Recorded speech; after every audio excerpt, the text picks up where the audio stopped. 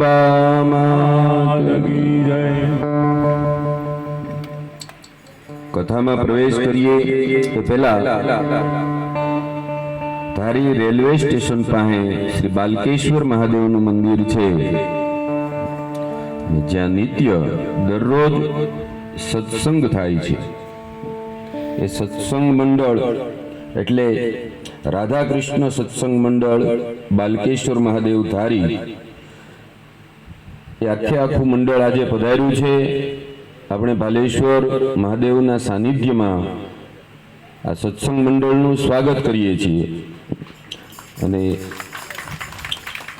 એ સત્સંગ મંડળ હંસાબેન ઠાકર, રસીલાબેન મકવાણા અને બધા સત્સંગ મંડળના બહેનો થઈ અને સત્સંગ ચલાવે છે અને દરરોજ ભગવાનના નામ કીર્તન અને ખૂબ સરસ સત્સંગ કરે છે। ત્યાં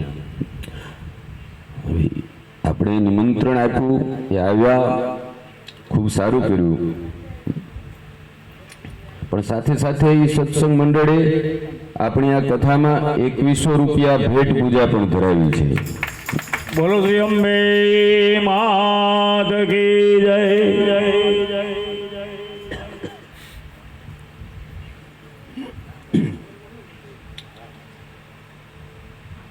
મધ્યાંતરે આપણે કથાને વિશ્રામ આપ્યું ત્યારે માં જગદંબા સ્વરૂપ ધારણ કરી અને ખૂબ સરસ ગાયન કરે છે। એનાથી મોહિત થઈ ચંડમુંડ છે કે શુંભને સમાચાર આપે છે કે ખૂબ સુંદર સુંદરી તમારે લાયક છે, અને તમે એમની સાથે વિવાહ સંસ્કાર કરશો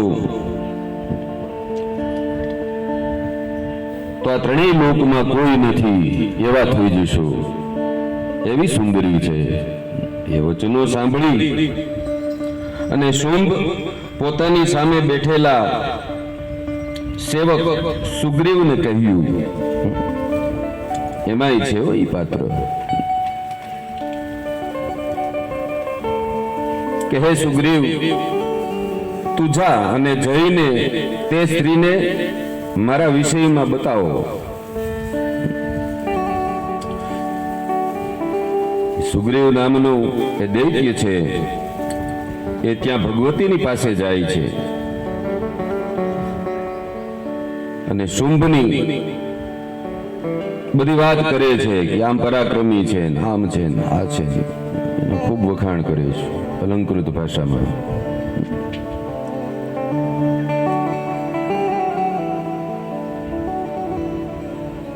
પરંતુ માં ભગવતી અડગ રહીને કહે છે કે સ્વયં શુંભને મારી પાસે મોકલો, હું ત્યાં ન આવું। એ સમાચાર લઈ અને ગયો। શુંભને કીધું, એણે એમ કીધું તમે જાઓ તો થાય। ત્યાર પછી શુંભ છે એ ધૂમ્રલોચનને મોકલે છે। ધૂમ્રલોચન કે ધુવાડા જેવી જેની આંખો છે, એ ધૂમ્રલોચન નામનો દૈત્ય છે। એ માને સમજાવવા માટે આવે છે, પરંતુ ભગવતી માં છે એને સમજાવવા માટે આવે છે। માતાજી કહે છે કે અહીંયા આવે, હું નહીં જાઉં। ત્યારે ધૂમ્રલોચન છે એ માતાજીને કાટાળું જે હથિયાર હોય રાક્ષસોનું એ લઈને મારવા દોડે છે।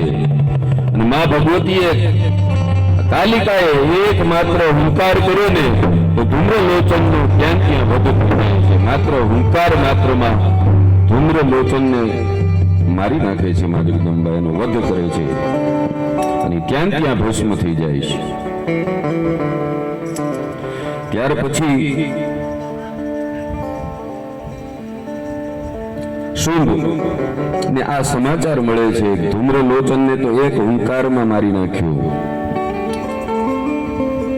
તો પોતાની સભામાં ચંડ અને મુંડ નામના એક ખૂબ શક્તિશાળી બે દૈત્યો છે, એને માં ભગવતી મોકલે છે, હવે તમે જાઓ અને એને પકડીને લઈ આવો કે મારી પાસે. ચંડમુંડ આવે છે માં જગદંબા પાસે અને લલકારે છે કે હે સુંદરી, કે અમારા ધૂમ્રલોચનને મારી નાખ્યો બોલાવા આવ્યો હતો, હવે અમે તને મારવા માટે આવ્યા છીએ, તો સાવધાન થઈ જા. માં જગદંબા તો રણચંડી બધી છે. ચંડમુંડ સાથે મહાભયંકર યુદ્ધ કરે છે.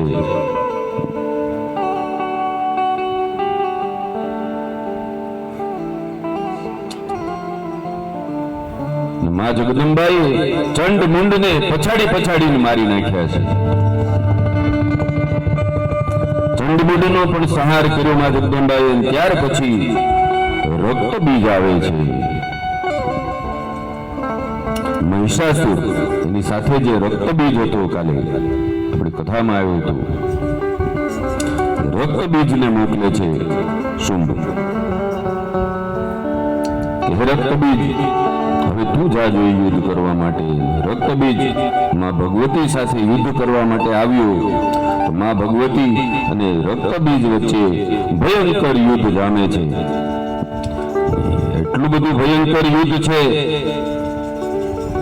એમાં માં રક્તબીજને તલવારના ઘા મારે છે, શૂળના ઘા મારે છે. એના શરીરમાં લોહીના ટીપા જમીન ઉપર પડે તો એમાંથી અસંખ્ય રક્તબીજો બીજા એના જેવા જ શક્તિશાળી ઉત્પન્ન થતા જાય છે. માતા એનો સંહાર કરતી જાય છે, પણ આ રક્તબીજના શરીરમાંથી જેટલા ટીપા લોહીના પડે છે ને એટલા બીજા રક્તબીજો ઉત્પન્ન થતા જ જાય છે.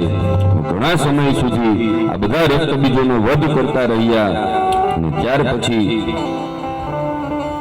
માં જગદંબા કૌશિકી કાલીને કહે છે કે હે માં, હવે તું ચંડી ચામુંડા બન, અને આને હું જે ઘા મારું છું ને એના ઘામાંથી લોહી જે નીચે પડે છે ને એ લોહીને જમીન ઉપર પડવા દઉં. ત્યારે આ કાલિકા છે એ ચામુંડા બને છે, અને માં કૌશિકી છે રક્તબીજ સાથે મહાભયંકર યુદ્ધ કરે છે. કાલિકા એનું જે લોહી પડે છે એને પોતાના શ્વાસથી પી જાય છે, અને રક્તબીજનો માં સંહાર કરે છે, રક્તબીજનો પણ વધ કરી નાખે છે.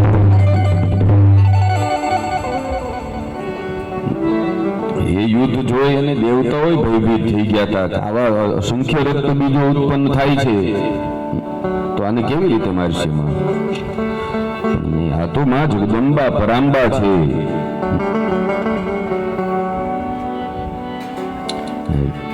રક્તબીજનો પણ વધ કર્યો માં ભગવતીએ.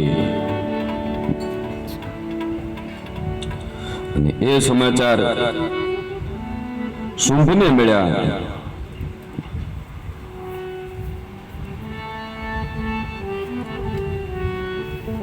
એ સમાચાર સાંભળી અને શુંભ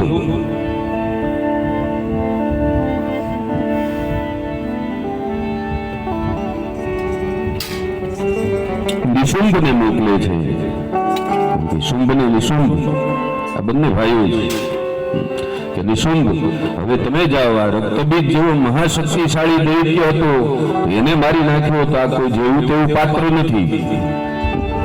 નિશુંભ જાય છે, એનો પણ વધ કરે છે, અને છેલ્લે શુંભ વધે છે, અને એ માં સાથે યુદ્ધ કરવા માટે આવે છે. મહાભયંકર યુદ્ધ શરૂ થાય છે. માં જગદંબા ત્રિશુલ લઈને મારે છે, શુંભ મરતો નથી.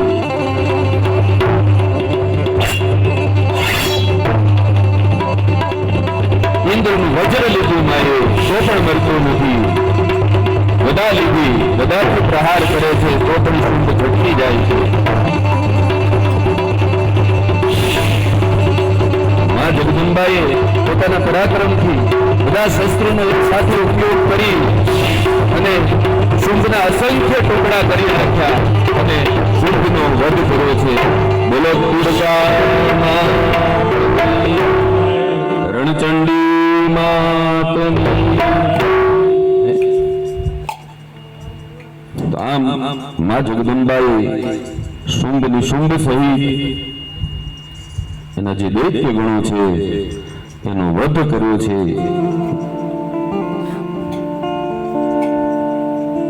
કેમ કે આ શુંભ અને નિશુંભ છે એ મહાબળવાન હતા. બધા દૈત્યોને હરાવી અને પરેશાન કરી મૂક્યા હતા. માં જગદંબાએ આ શુંભ નિશુંભ સહિત રાક્ષસોનું વધ કરી અને ત્રણેય લોકને સુખાકારી કરાવી છે. દેવલોકને, સ્વર્ગલોકને અને મૃત્યુલોકને. એવી માં પરાંબા છે. અને દેવતાઓ માં જગદંબાની સ્તુતિ કરવા લાગ્યા છે કે હે જગદંબા, તે ફરી આજે અમને બચાવ્યા છે. અને હે માં જગદંબા, અમે આપને પ્રાર્થના કરીએ ત્યારે આવી રીતે જ અમારી રક્ષા કરતા રહેજો, અમારા ત્રણેય લોકની રક્ષા કરતા રહેજો.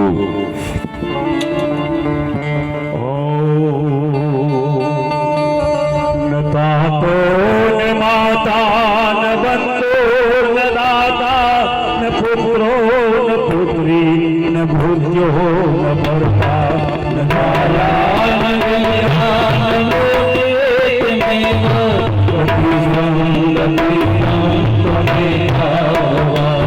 ન જાનામિ દાનમ ન તધ્યાન યોગમ ન જાનામિ તંત્રમ ન ચાતો જાનામિ પૂજા ન જન્યાસ યોગમ પ્રતિસ્વં ગતિસ્વં ત્વમેતા ભવામિ માતતિસ્વં ગતિસ્વં ત્વમેતા. માં જગદંબાની સ્તુતિ કરી અને પ્રસન્ન કરે છે દેવતાઓ. અને બધા રાક્ષસોનો વધ કરી અને માં જગદંબાએ બધા દેવોને આશીર્વાદ આપ્યા છે કે ગમે ત્યારે તમારે સંકટ હોય ત્યારે પધારજો. અને માં જગદંબાને બધા દેવતાઓએ પુષ્પથી વધાવ્યા છે.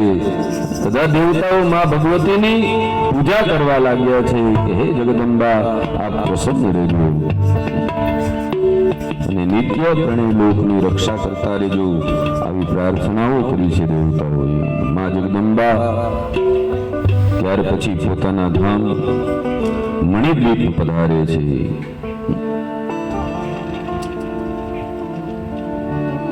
શુંભ નિશુંભને માર્યા ત્યાર પછી વેદવ્યાસજી કહે છે કે હે રાજન, હે જન્મેજય, જે દાનવો મારવામાં બચી ગયા હતા ને એ દાનવોએ પણ માં ભગવતીને પ્રણામ કરી પોતાનું અભિમાન ત્યાગી દીધું, એના ચરણોમાં નમસ્કાર કર્યા હતા. અને ત્યાંથી એ પાતાળ લોકમાં વયા ગયા હતા. કેમ કે ત્યાં બચવું પડે, પાતાળ લોકમાં એનો વાસ છે રાક્ષસોનો, દૈત્યોનો. તો બચા એ બધા પાતાળ લોકમાં ગયા. અને ભગવતી દેવીનું ઉત્તમ ચરિત્ર છે. એ રાક્ષસોનો વિનાશ કરવા વાળું છે અને દેવતાઓની રક્ષા કરવા વાળા છે. જે મનુષ્ય પ્રેમપૂર્વક ભક્તિથી આ ચરિત્રનો જો પાઠ કરે, આ દુર્ગા સપ્તશતી આ ચરિત્ર છે શુંભ નિશુંભ વધ ચંડી પાઠમાં દેવી ભાગવતમાંથી લેવામાં આવ્યું છે. આનો જો દરરોજ પાઠ કરવામાં આવે તો મનુષ્ય પરમ પદને પ્રાપ્ત કરે છે.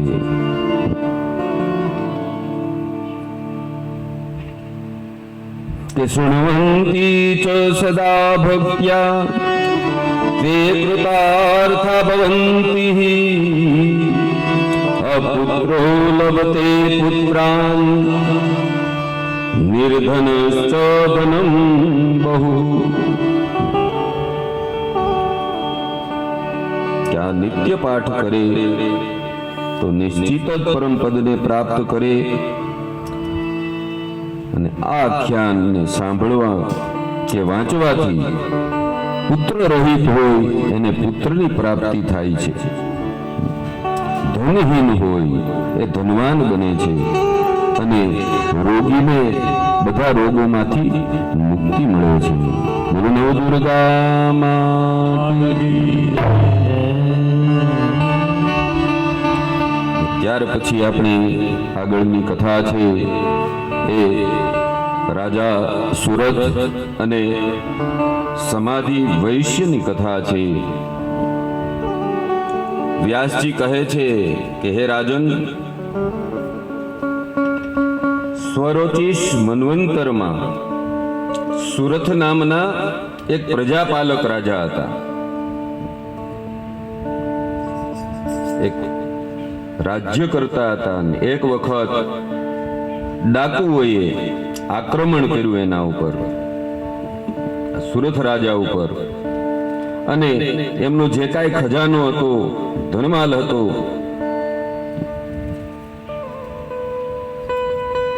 એ બધું લૂંટી લીધું. એમાં રાજાના જે માણસો, વિશ્વાસપાત્ર માણસો હતા, એ પણ ફૂટી ગયા હતા. એના કારણે રાજાનું બધું લૂંટાઈ ગયું, રાજપાટ સહિત. એના જે માણસો હતા એ પણ વિરોધી થઈ ગયા. અને ત્યારે પછી તો રાજાને મારી નાખે. તો રાજા બચવા માટે ઘોડા ઉપર સવાર થઈ અને જંગલમાં નીકળી જાય છે. જંગલમાં જાય તો ત્યાં સુમેધ મુનિનો એક પવિત્ર આશ્રમ હતો.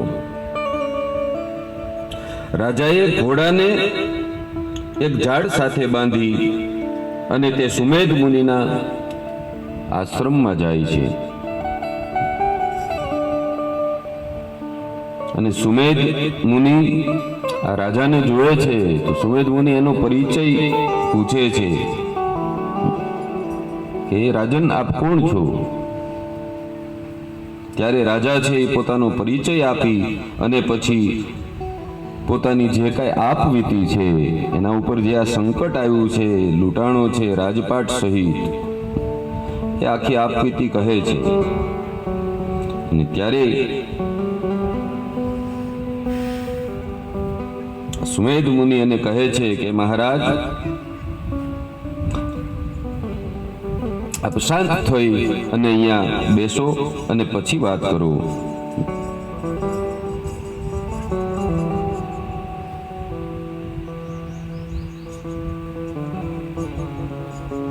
બેસી અને રાજા છે એ મુનિની પ્રાર્થના કરે છે કે હે મહારાજ, હું આપના શરણમાં આવ્યો છું, આપ મારી રક્ષા કરો. સુમેધ મુનિ કહે છે કે નિર્ભય, તું નિર્ભય થઈ જા, અહીંયા તું સુરક્ષિત છે, અહીંયા આપને કોઈ પ્રકારનો ભય નથી. અહીંયા અમારી પાસે જે કાંઈ કંદમૂળ છે, ફળ છે, એ ખાય અને ખૂબ આનંદથી આપ અહીંયા રહો. સમય આવશે ત્યારે બધું થઈ જશે.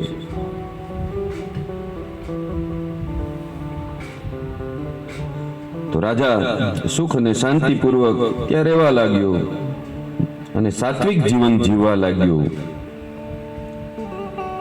અને ઘણો સમય આશ્રમમાં પસાર કર્યો. એક દિવસ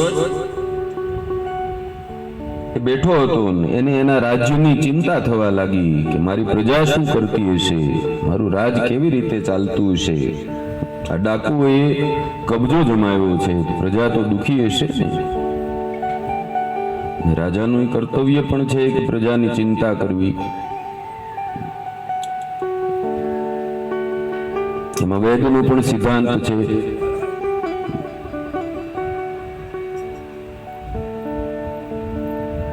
એ ચિંતા કરતા બેઠા હતા.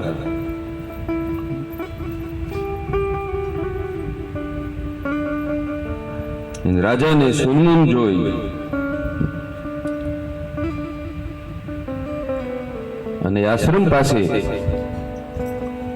એક વેપારી આવે છે, વૈશ્ય છે. એનું નામ હતું સમાધિ.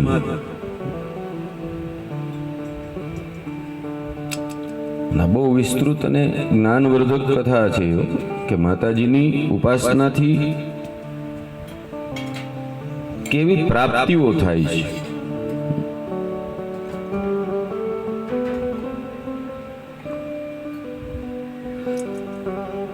અને વૈશ્ય છે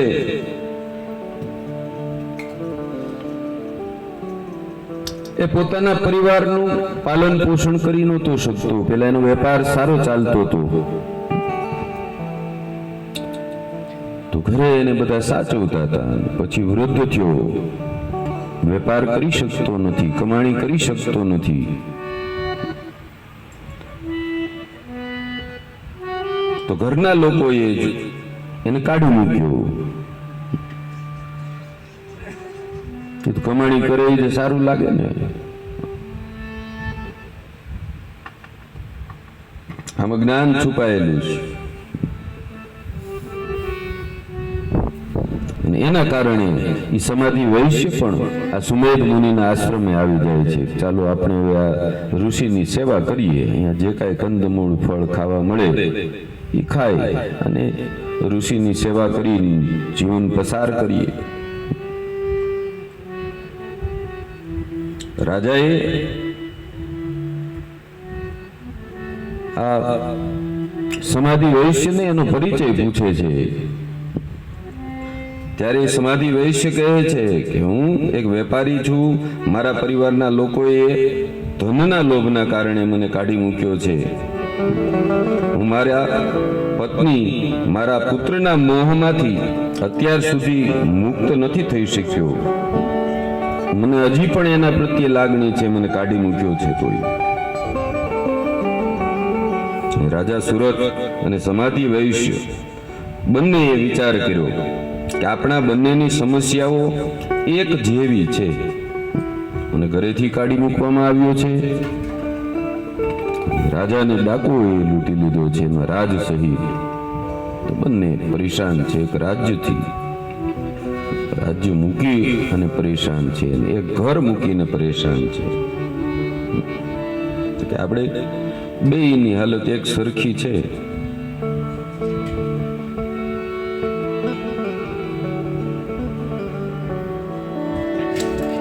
અને બે વિચાર કરે છે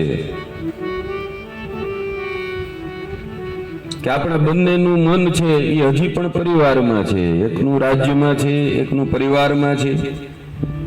એમાં એનાથી છૂટી નથી શકતું. ત્યારે એ નિશ્ચય કરી લે છે કે હવે આપણે સુમેધ મુનિની પાસે જઈ એમની પ્રાર્થના કરીએ, આપણે એમની પાસેથી વિદ્યાની પ્રાપ્તિ કરીએ, એમની દીક્ષા લઈએ અને એની આજ્ઞા મુજબ એ જે રસ્તો બતાવે એ રસ્તે ચાલી અને આપણે આપણું જીવન હવે પૂર્ણ થતું હોય તો પૂર્ણ, અને કાંઈ જો એમાંથી મળતું હોય તો એ પાછું મેળવીએ. આવો વિચાર કરી અને બે સુમેધ મુનિની પાસે આવે છે. સુમેધ મુનિ પાસે આવી અને રાજા સુરત કહે છે કે હે મુનિવર, હે મહારાજ, આ સમાધિ વૈશ્ય છે એ આજે જ મારી પાસે આવ્યો. હું બેઠો તો આશ્રમ પાસે ત્યાં, અને એને એનો વૃત્તાંત કીધો. તો અમારા બંનેની સ્થિતિ છે ને એક જેવી છે. કૃપા કરી અને અમને આ દુઃખના ભવસાગરમાંથી મુક્ત કરો. અમે બંને દુઃખી છીએ. એક ઘરેથી દુઃખી છે, એક રાજપાટથી દુઃખી છે. ત્યારે વ્યાસજી કહે છે કે હે રાજન, હે જન્મેજયજી, રાજાનું એવું પૂછવાથી સુમેધ મુનિએ એમને ખૂબ સુંદર ઉપદેશ આપતા કહ્યું. સુમેધ મુનિ રાજાને કહે છે, આ સુરત રાજાને, હે રાજા સુરત, માં ભગવતી બધા પ્રાણીઓના બંધન અને મોક્ષનું કારણ છે.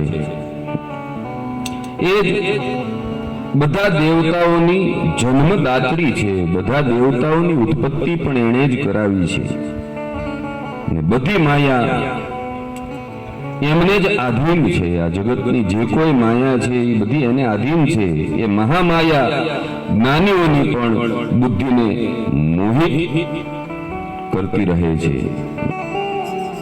કે મહામાયેતિ વિખ્યાતા સર્વેષાં પ્રાણિનામિહ બ્રહ્મા વિષ્ણુ તથેશાન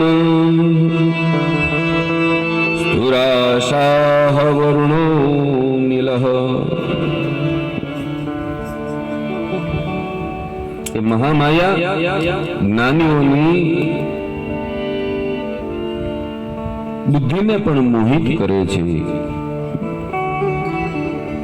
એમાંથી એ મહામાયામાંથી કોઈ છૂટી નથી શકતું. સુમેધ મુનિ કહે છે કે હે રાજન, એક વખત બ્રહ્માજીએ ભગવાન નારાયણને કહ્યું કે હું આ જગતની સૃષ્ટિનો કર્તા છું અને એટલા માટે હું બધાથી મોટો છું.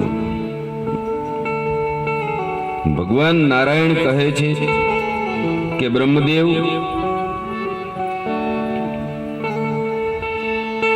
આપ પોતાને જ ઓળખો છો. આપ આપને પોતાને તો પેલા ઓળખી લ્યો. આપ તો મારી નાભી કમળમાંથી ઉત્પન્ન થયા છો.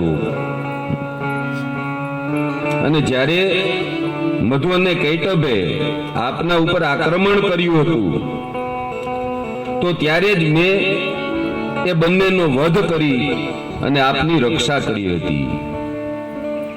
આ પ્રમાણે ભગવાન બ્રહ્મા અને નારાયણ વચ્ચે વિવાદ થયો. બંને એકબીજા સામે દલીલો કરવા લાગ્યા. બંને સામ સામે યુદ્ધ કરવા માટે તૈયાર થઈ ગયા. નારાયણ કે હું મોટો, બ્રહ્માજી કે હું મોટો.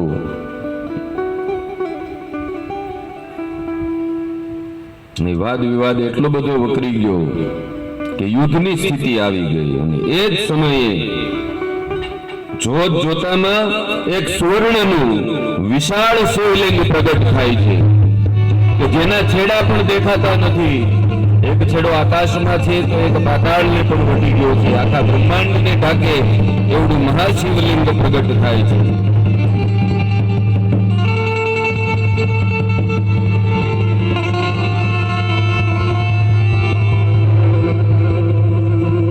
અને શિવલિંગ પ્રગટ થાય છે તો આકાશવાણી પણ થાય છે આ બંનેને સંબોધીને કે આપ લોકો અંદરો અંદર વિવાદ ન કરો. આ શિવલિંગનો ઉપરનો ભાગ ક્યાં છે અને નીચેનો ભાગ ક્યાં છે, બંને છેડા ગોતો.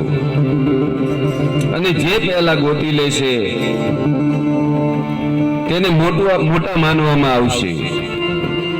કે લિંગસ્યાસ્ય પરમ પારમ અધસ્તાદુપરી ધ્રુવમ યો યાતિ વયો મધ્યે સર્વશ્રેષ્ઠો સદૈવહિ.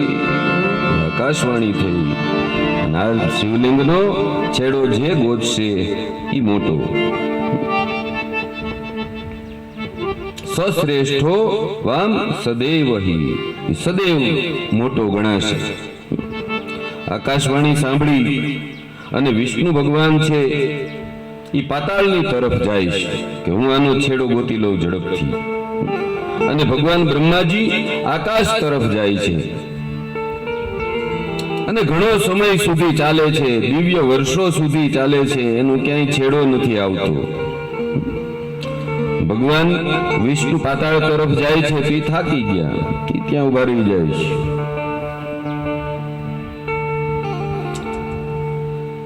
એ પાતાળમાં એનો છેડો ન મેળવી શક્યા વિષ્ણુ નારાયણ. અને બ્રહ્માજી આકાશ તરફ ગયા છે. એ આકાશ તરફ જાય છે તો એને છેડો નથી મળતો. દિવ્ય વર્ષો સુધી જાય છે. આપણું એક વર્ષ એનો એક દિવસ, આવા દિવ્ય વર્ષો કલ્પો સુધી ચાલવું પડે ત્યારે થાય.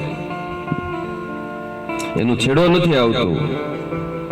પણ બ્રહ્માજી ઉપરની તરફ ગયા ને તો ભગવાનના મસ્તક ઉપરથી એક કેવડાનું ફૂલ પડે છે અને એ નીચે ગતિ કરતું આવે છે અને વચમાં બ્રહ્માજી એને પકડી લે છે અને એને એમ થયું કે હું ઉપરના છેડે પહોંચી ગયો, એનો આ પુરાવો આપણી પાસે આવી ગયો કે ચાલો હવે જઈ પાછા.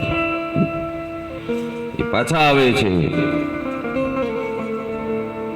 આવી અને ખોટું બોલ્યા કે મને આ શિવલિંગનો અંત મળી ગયો છે, મેં આ શિવલિંગનો ઉપરનો છેડો મેળવી લીધો છે અને પ્રમાણના રૂપમાં આ કેતકીનું ફૂલ, આ કેવડાનું ફૂલ છે એ હું ત્યાંથી ઉતારતો આવ્યો છું. આમ કહે છે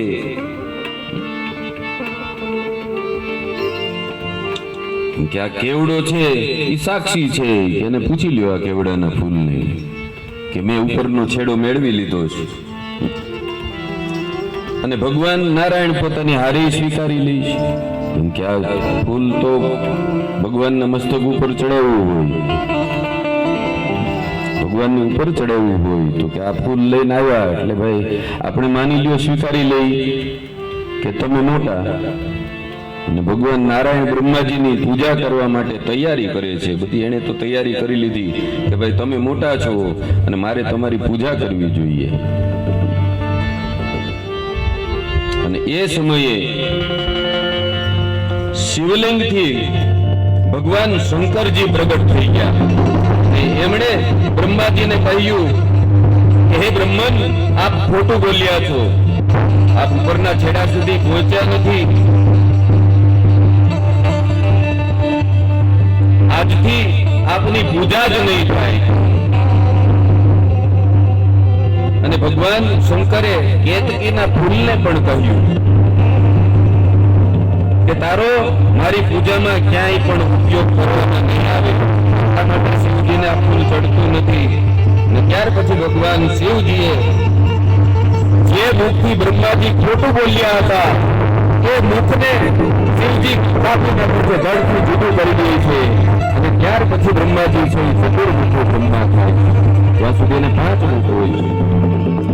ભગવાન ભોળાનાથ પ્રગટ થઈ અને સત્યને ટકાવી રાખે છે, બ્રહ્માજી મસ્તકનો છેદ કરી નાખે છે. બોલો શ્રી શાંબ સદા શિવ ભગવાન, શ્રી બાલેશ્વર મહાદેવની. આ છે ને શિવ તત્વની તાકાત છે, સત્યની તાકાત છે. ઈ ક્યાંય હરીફાઈમાં નથી આવ્યા હું મોટો કે નાનો. અને ભગવાનની આવી કૃપા છે અને એવા ભોળાનાથનું આપણને સાનિધ્ય પ્રાપ્ત થયું છે. તો આપણે બધા મળી અને ઉપાડતા જાજો અહીંથી ભગવાનની એક ભાવથી સ્તુતિ કરીએ. શંભુ શરણે પડી માગું ઘડી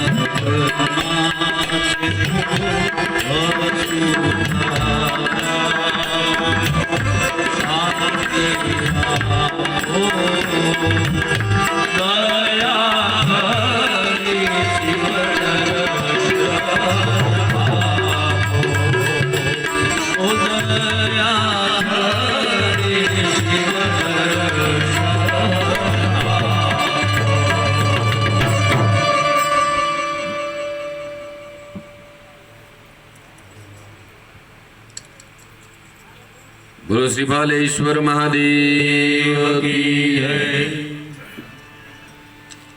આ પ્રમાણે આ વિવાદ થયો છે. આ સુમેધ મુનિ છે ને એ સુરથ રાજાને આ વાત કરે છે કે બ્રહ્મા અને વિષ્ણુ નારાયણ આ બંનેની વચ્ચે આવો વિવાદ થયો, એનું કારણ શું વિચારો જોઈએ. એને માયાએ છોડ્યા નથી કે હું મોટો.